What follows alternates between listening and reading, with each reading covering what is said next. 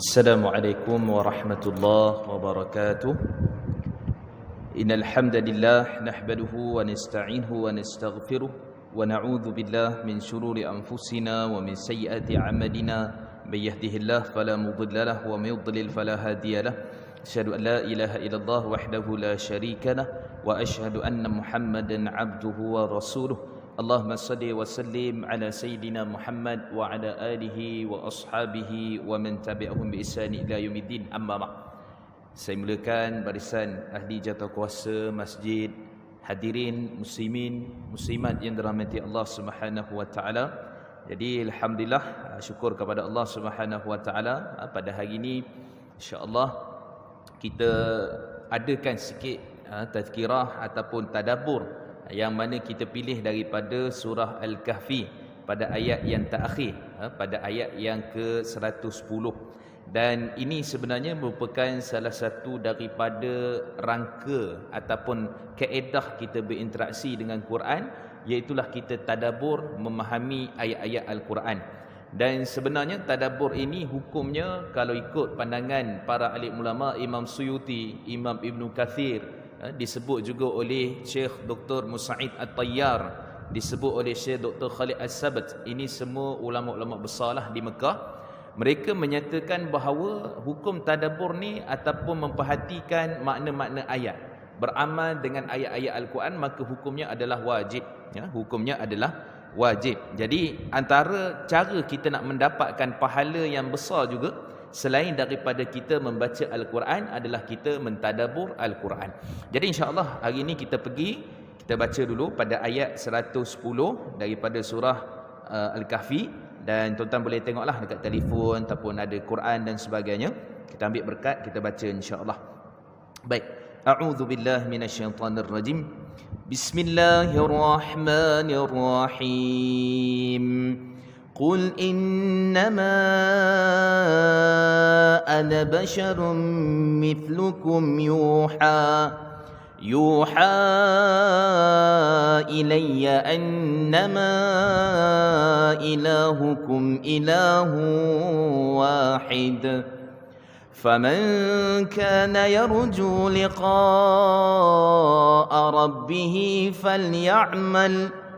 فليعمل عملا صالحا ولا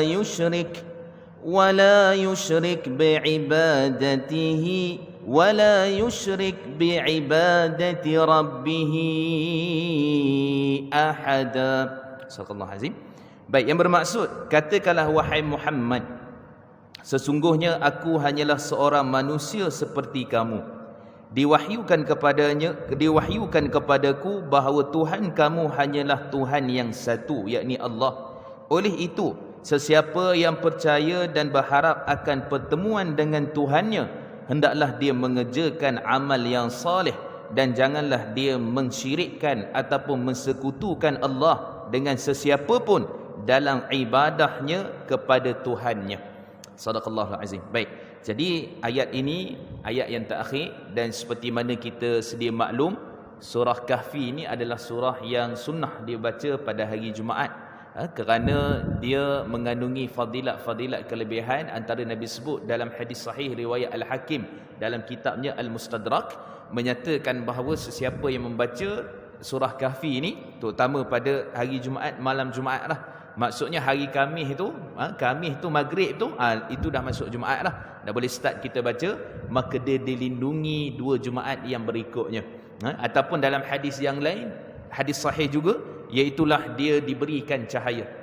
Dalam yang lain juga, iaitulah dalam hadis sahih riwayat Imam Muslim, siapa baca, beramal, ataupun kita kata kalau dapat hafal lah ataupun baca lah, maka dilindung daripada fitnah Dajjal.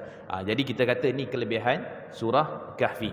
Dan ayat ini Allah Subhanahu wa taala, seperti mana yang disebutkan oleh Imam Ibn Kathir, disebut oleh Imam At-Tabari ketika menafsirkan ayat ini, menyatakan bahawa ayat ini adalah sebagai jawapan kepada orang-orang yang musyrik, orang-orang yang mensyirikkan Allah, orang-orang yang kufur kepada Allah Subhanahu wa taala. Berkenaan dengan apa? Kalau kita tengok kandungan ayat ini, kandungan surah ini berkenaan dengan kisah Ya'juj dan Ma'juj. berkenaan dengan kisah Dzulqarnain, berkenaan juga dengan kisah bagaimana kisah Ashabul Kahfi, mereka yang tidur di dalam gua itu. Maka Nabi SAW dihujam ataupun ditanya ataupun kita kata diasak dengan pertanyaan-pertanyaan, sehingga kan Nabi SAW sendiri tak boleh jawab sebab perkara tu perkara gaib. Perkara tu tidak diketahui melalui wahyu. Dan Nabi SAW bagi tahu, Allah suruh perintahkan kepada Nabi ataupun perintahkan kepada Nabi, wahai Muhammad, kamu jawab kepada orang-orang musyrik.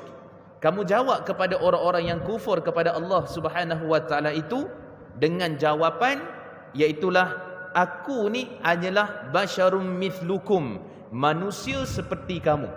Kan maksudnya, kata Imam At-Tabari, kata Imam Ibn Kathir, manusia ni dia tidaklah tahu melainkan apa yang Allah anugerahkan kepadanya, iaitulah Nabi itu sendiri. Dan kita kena tahu bahawa Nabi SAW ini adalah bashar, manusia. Sebab tu Nabi ni ada waktunya Nabi sedih, ada waktunya Nabi gembira, ada waktunya Nabi SAW berduka cita, ada waktunya Nabi marah dan sebagainya. Maka sifat insani, sifat kemanusiaan itu ada pada Nabi SAW. Dan yang membezakannya Nabi itu ialah, wahai Muhammad, sebutkan juga, kata Allah kepada orang kafir dan orang musyrik, yuha ilayya, iaitulah aku ni diwahyukan oleh Allah Subhanahu wa taala. Dan wahyu ni ada dua. Satu dipanggil wahyu matlu, wahyu yang kita baca. Yang kedua ghair matlu, wahyu yang kita tidak baca. Apa benda pula tu kan? Okey, yang kita baca, yang kita dapat pahala baca satu huruf tu dipanggil sebagai Al-Quran. Dipanggil sebagai Al-Quran. Dan wahyu yang kita tak baca, maksudnya kita belajar tu dapat pahala, kita mengkajinya dapat pahala, tetapi baca satu huruf tu tak dapat pahala. Yang tu dipanggil hadis Nabi SAW.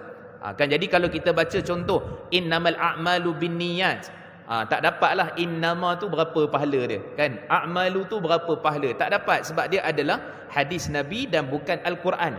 Yang Quran itu satu huruf tu dapat pahala, tetapi dua-dua ni wahyu. Dan Allah sebut dalam surah An-Najm, Allah menyatakan wama yantiqu 'anil hawa in huwa illa wahyu yuha. Muhammad itu, Nabi SAW tidak menuturkan setiap perkataannya itu melainkan apa yang telah kami wahyukan kepadanya. Maksudnya Nabi tak bercakap mengikut hawa nafsu.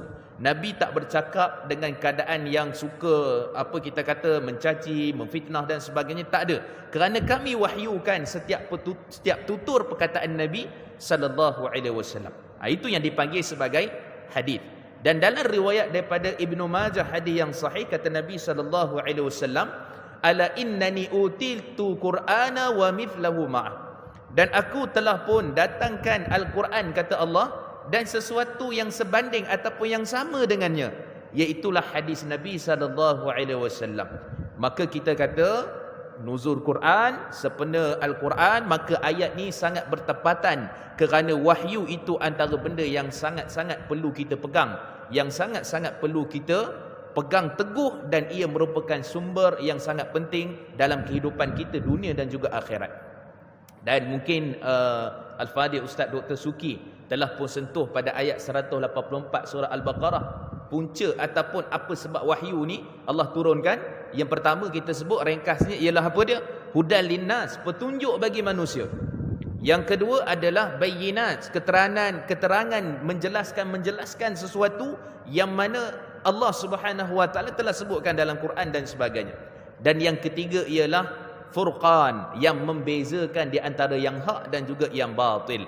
Maka Nabi SAW Allah suruh sebut kepada orang musyrikin, sebut kepada orang yang tidak percaya pada Quran, tak percaya kepada kamu wahai Muhammad, bahawa sebenarnya kamu adalah nabi yang diwahyukan oleh Allah Subhanahu wa taala. Baik, habis bahagian pertama pada ayat ini yang membincangkan tentang wahyu. Dan kemudian annama ilahukum ilahu wahid. Wahai Muhammad, kamu kena bagi tahu kepada manusia, sesungguhnya Tuhan kamu adalah satu ataupun esa ataupun tunggal. Terjemahlah macam mana pun, sama ada esa, sama ada tunggal ataupun satu.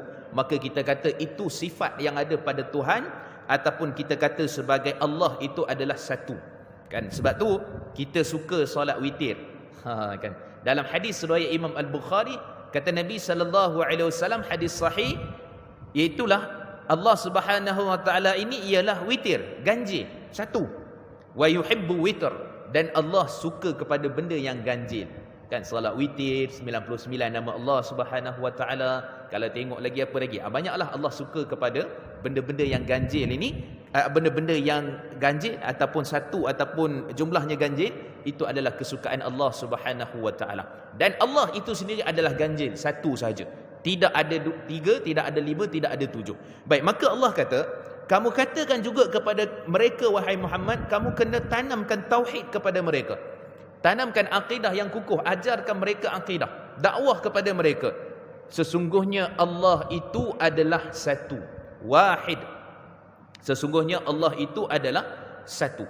Dan kalau kita melihat kepada tauhid itu sendiri, sebenarnya banyak ganjaran orang yang mana meninggal dalam keadaan tauhid benar-benar kepada Allah ini, balasannya tidak ada lain melainkan redha, yaknilah syurga Allah Subhanahu wa taala. Dalam hadis sahih riwayat Imam Muslim, kata Nabi sallallahu alaihi wasallam, man kana akhirul kalam la ilaha illallah dakhala al jannah. Sesiapa yang mana akhir petuturan kalam dia itu adalah la ilaha illallah, maka jaminan syurga untuknya. Dia bukan hafal, tuan-tuan, bukan hafal, tetapi akidah iman kita yang sebenar, yang tu yang membolehkan di akhir kehidupan kita, kita tuturkan perkataan la ilaha illallah itu sendiri. Bukan kita hafal, bukan kita ingat. Dia sama macam soalan dalam kubur. Bukan kita hafal siapa Tuhan kita, apakah pegangan kita, siapa imam kita, tidak. Tapi dengan amalan kita, perbuatan kita. Maka yang tu yang boleh mengakhirkan penuturan kita di hadapan Allah. Bila mana malaikat maut datang, maka kita sebut la ilaha illallah. Ya, sebut la ilaha illallah. Maka itu kelebihan yang pertama. Kelebihan yang kedua dalam hadis yang diriwayatkan oleh Imam At-Tirmizi, hadis sahih, iaitulah ketika mana ada seorang lelaki ni, tuan-tuan, dia ni satu orang yang dah memang putus asa, yang mana amalan dia ni boleh kata dalam hadis tu sebut 99% amalan yang jahat. Ni cerita dekat mana? Ni cerita dekat akhirat nanti. Dalam hadis sahih riwayat Imam Tirmizi. Maka dia ni menghadapkan amalan dia di hadapan Allah Subhanahu wa taala, bentangkan amalannya, dan kemudian apabila ditengok, dia kata kepada Allah, kata kepadanya, Allah berdialog dengannya, wahai hamba-Ku, ya ibadi, wahai hamba-Ku, kamu tengoklah buku catatan amalan kamu ni.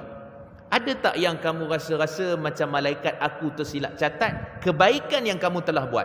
Dia kata, ya Allah, tak ada. Dia tahu dah nasib dia ni, dia serah diri dah. Dia kata, ya Allah, tak ada. Kemudian dibentangkan catatan-catatan amalan dia yang buruk sewaktu mana dia lakukan dekat dunia.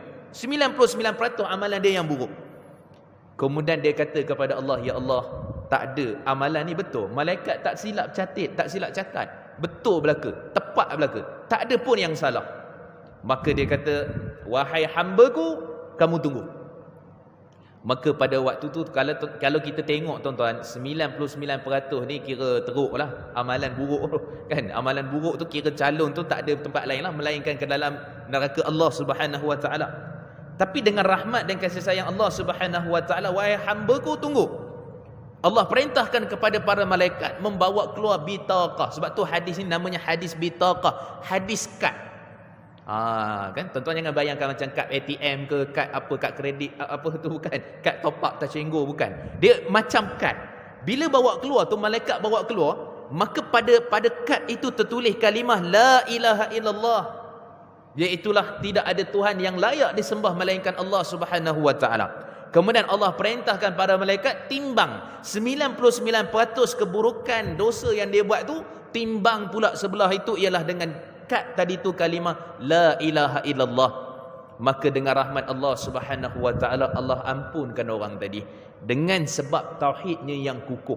Dengan sebab dia tauhid kukuh, tapi kadang-kadang tu adalah benda-benda yang menjadikan dia tenggelam dalam dosa, dan perakhiran kehidupan dia tu mungkin tenggelam dalam dosa. Maka disebabkan itu dia ini hampir-hampir masuk ke dalam neraka Allah, tapi Allah telah beri rahmat di atas apa? annama ilahukum ilahu wahid. Sebab tauhid yang benar-benar. Sebab tu tuan-tuan, tauhid ni dia benda yang dalaman kita. Kita tak dapat nak ukur sejauh mana tinggi iman kita dan sebagainya. Tapi tauhid, kepercayaan kita kepada Allah, kita buat amal sebab apa, kita melakukan kebaikan sebab apa, kita buat satu perkara sebab apa, kita berpegang kepada bahawa adanya syurga, adanya neraka, adanya hisab, adanya mizan, adanya hari kiamat. Maka itu adalah tauhid kita kepada Allah Subhanahu wa taala. Baik, itu bahagian yang kedua daripada ayat yang kita sebutkan tadi, bahawa betapa pentingnya tauhid kita kepada Allah Subhanahu wa taala. Kita tengok pada bahagian yang ketiga daripada ayat ni. Maka kata Allah Subhanahu wa taala, "Faman kana yarju liqa'a rabbih falyamal 'amalan salihah."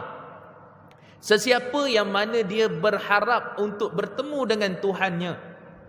Tuan-tuan, harap ni dia, sebab tu di sisi Ahlussunnah wal Jamaah dia ada harap satu, yang kedua takut. Kan? Apa yang takut? Takut ini ialah takut kepada azab Allah, murka Allah, dan kemudian harap kepada redha dan juga syurga Allah Subhanahu wa taala. Sebab tu kalau kita perhati tengok betul-betul dalam kesenian kita berdoa tu mesti ada dua ni. Allahumma inna nas'aluka ridhaka wal jannah wa na'udzubika min sakhatika wan nar. Apa maksud kat situ? Harap nak syurga tapi takut kepada azab Allah Subhanahu wa taala. Jadi dua perkara ni mesti ada berhimpun dalam hati dan jiwa manusia. Kita buat ibadah adalah untuk mengharapkan redha Allah Subhanahu wa taala. Buat amal soleh. Dan yang kedua, kita takut pada azab Allah, kemurkaan Allah Subhanahu wa taala. Kan? Jadi ini antara satu teknik, modul yang sangat cantik dalam Islam, yang mana dua-dua tu kena balance. Sebab ada setengah orang dia akan kata buatlah ibadat, syurga, syurga, syurga, syurga, syurga. Tapi dalam masa yang sama dia duk ingat, oh rahmat Allah baik, kalau buat dosa pun sikit-sikit tak apa, nanti Allah ampunkan, rahmat Allah syurga. Tak kena. Sebab dia mesti balance dua-dua. Kamu buat amal kebaikan nak redha Allah, ni kamu harap. Tapi dalam masa yang sama jangan buat dosa. Kerana buat dosa, buat maksiat, buat kemurkaan Allah, ni azab neraka Allah Subhanahu wa taala. Mesti macam tu. Itu kaedah tarbiyah kepada jiwa dan juga kehidupan kita. Dan Allah kata pada ayat ini, sesiapa yang mana berharap dengan Tuhannya, yakni bertemu dengan Tuhannya.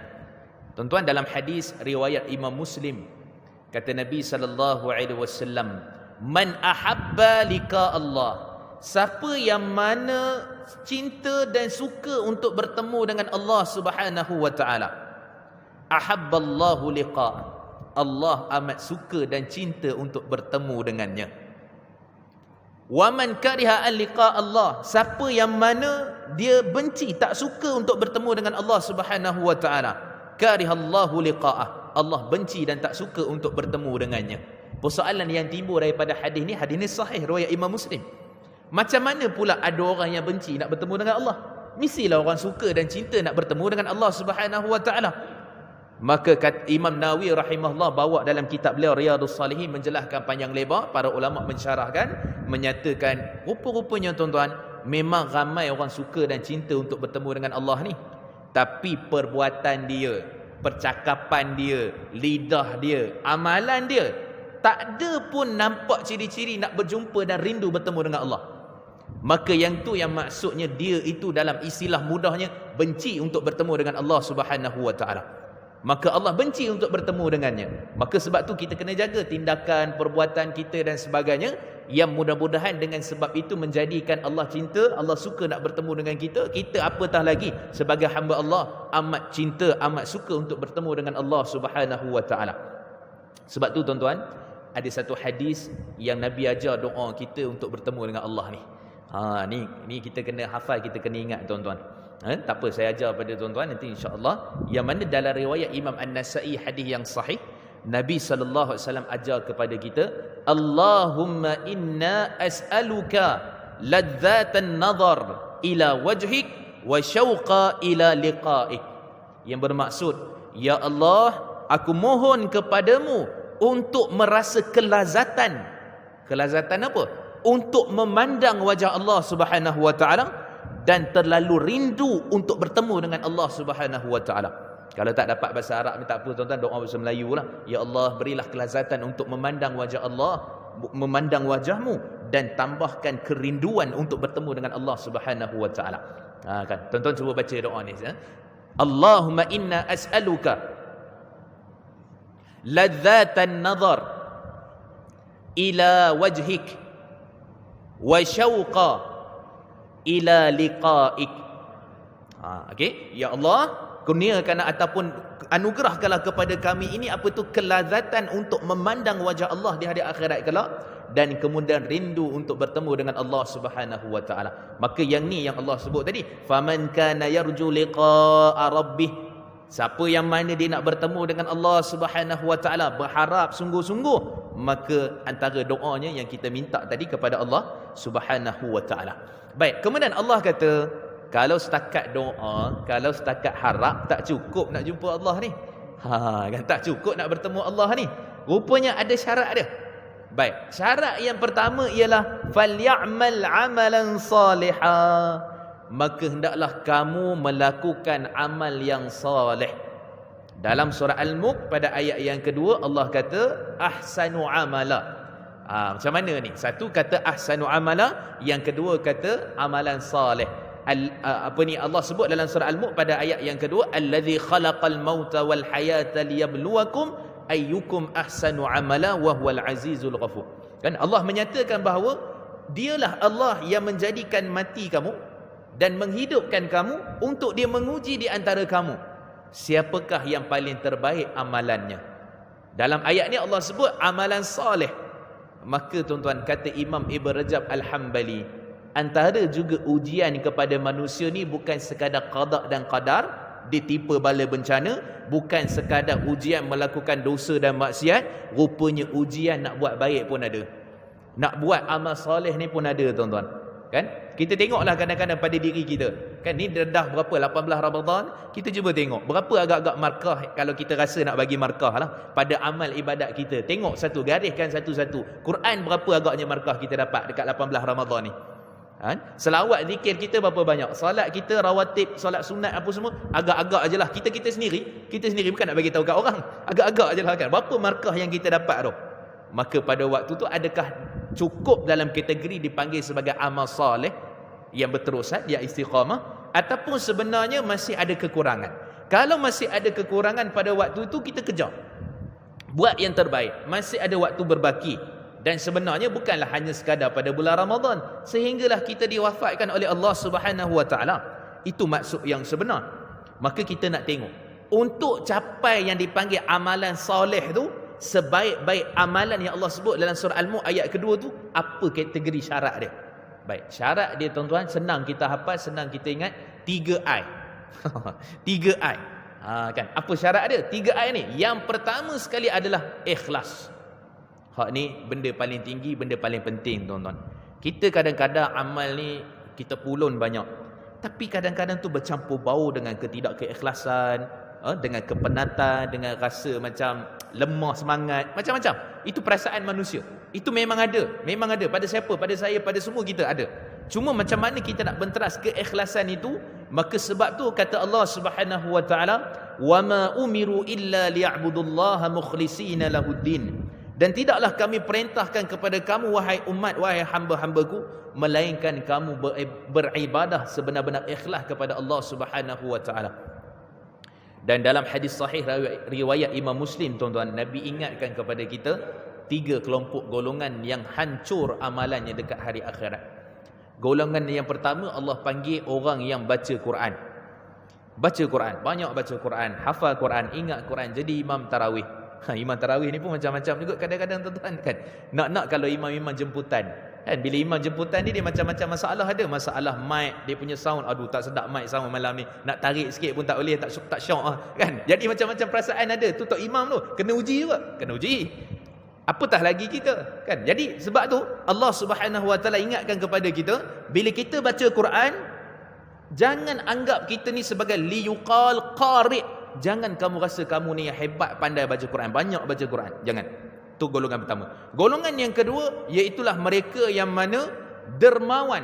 Oh, bulan Ramadan ni banyak tuan-tuan derma sana sini dah. Alhamdulillah. Teruskan. Tapi liyuqal ajarib. Yang ni dipanggil sebagai orang yang, dia ni hebat dia ni, dermawan dia ni. Dia ni sekian-sekian, nakkan pandangan perhatian pada manusia. Itu yang kedua. Kelompok yang ketiga datang ni, dia berjihad di jalan Allah Subhanahu wa taala untuk dia dipanggil sebagai orang yang hebat berjihad. Maka mereka pun di tiga-tiga kelompok ni berjumpa dengan Allah Subhanahu wa taala di hari akhirat. Ni hadis sahih tuan-tuan dalam riwayat Imam Muslim. Maka dia tanya kepada orang tu. Dia kata, apa kamu buat? Allah tanya pada dia. Dia kata, ya Allah, aku baca Quran sekian-sekian ni untuk sekian-sekian dan sebagainya. Allah kata apa tuan-tuan? Allah jawab kat dia, kadzabta, bohong. Engkau membaca Quran supaya manusia memerhatikan kepada engkau.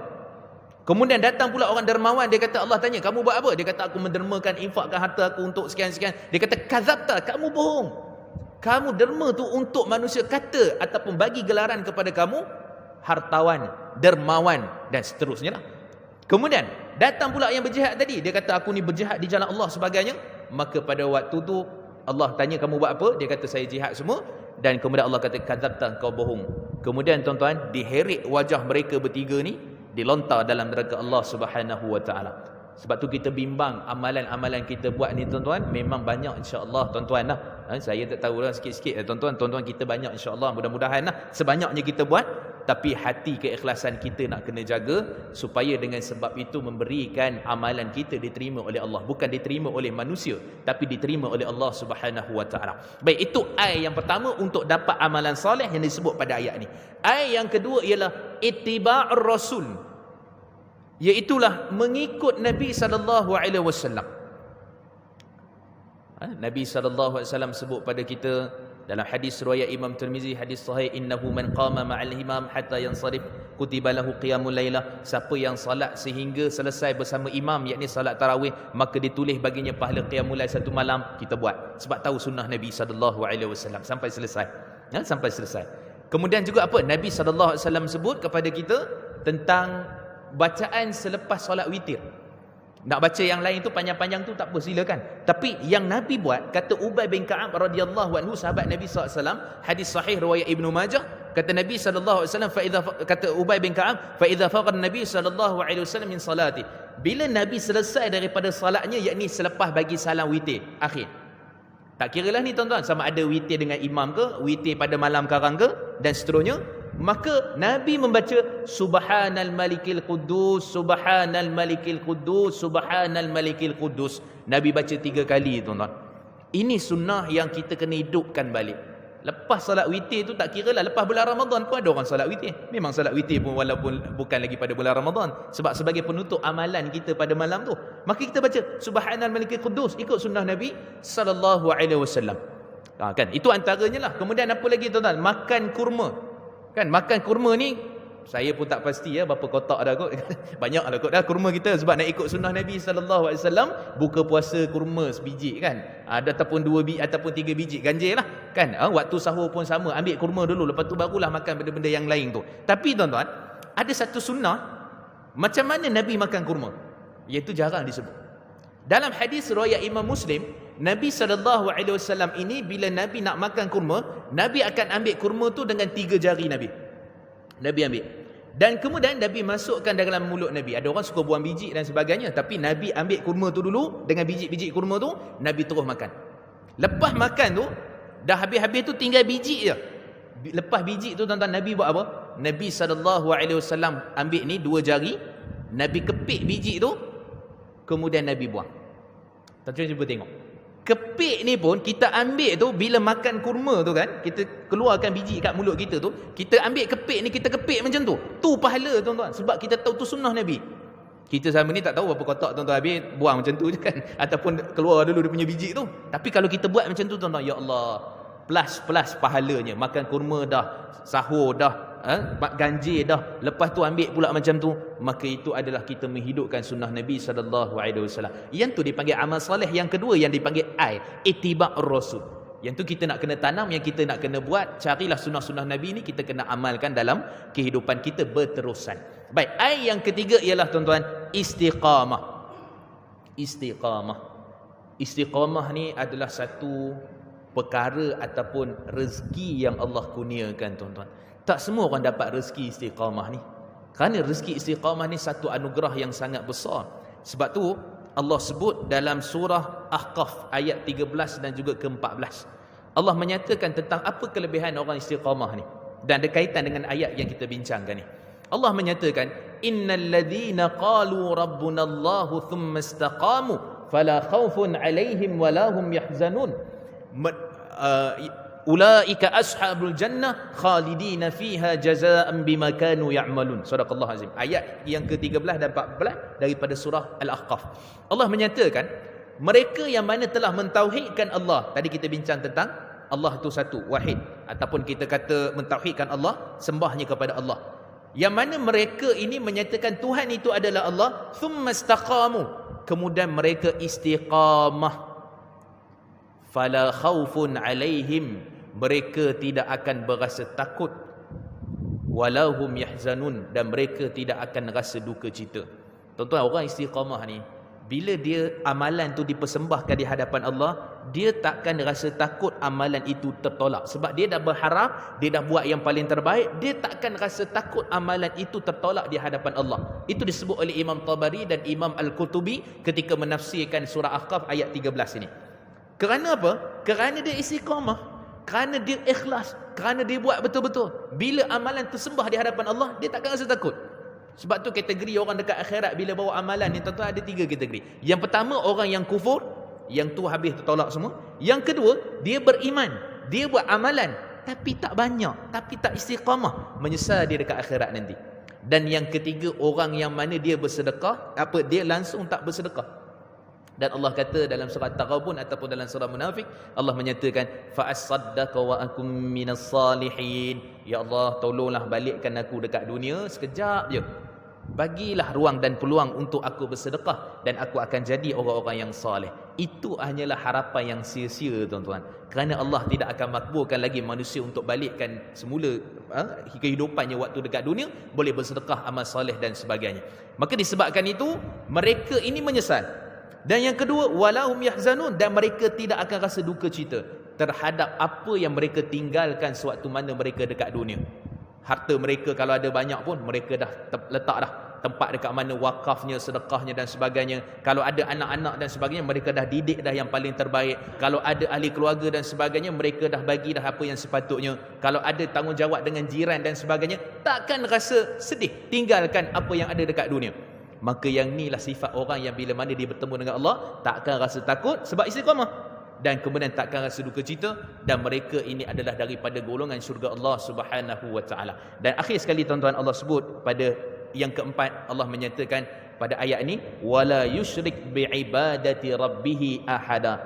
Dan dengan sebab kamu buat amal soleh, 3 ayat tadi untuk jaga amalan yang soleh, kamu jangan mensyirikkan Allah Subhanahu wa taala. Syirikkan Allah ini satu syirik besar, perkara-perkara khurafat kena buang, tuan-tuan. Percaya pada cincin, percaya pada mandi buang sial, percaya pada benda-benda mengarut, letak ikan puyuh dekat dalam rumah supaya makhluk-makhluk apa benda tak masuk. Ini semua amalan daripada kampung-kampung dulu, tuan-tuan. Letak kepala ikan toman supaya jin tak masuk. Macam-macam dia punya cara dan kaedah memahami agama. Itu semua perkara-perkara khurafat yang kita perlu jauhkan. Dan bergantung ini Allah sebut, Nabi sebut, baca surah Baqarah, baca 2 ayat terakhir pada surah Baqarah, itu lindung rumah kamu. Baca surah Baqarah, lindung rumah kamu.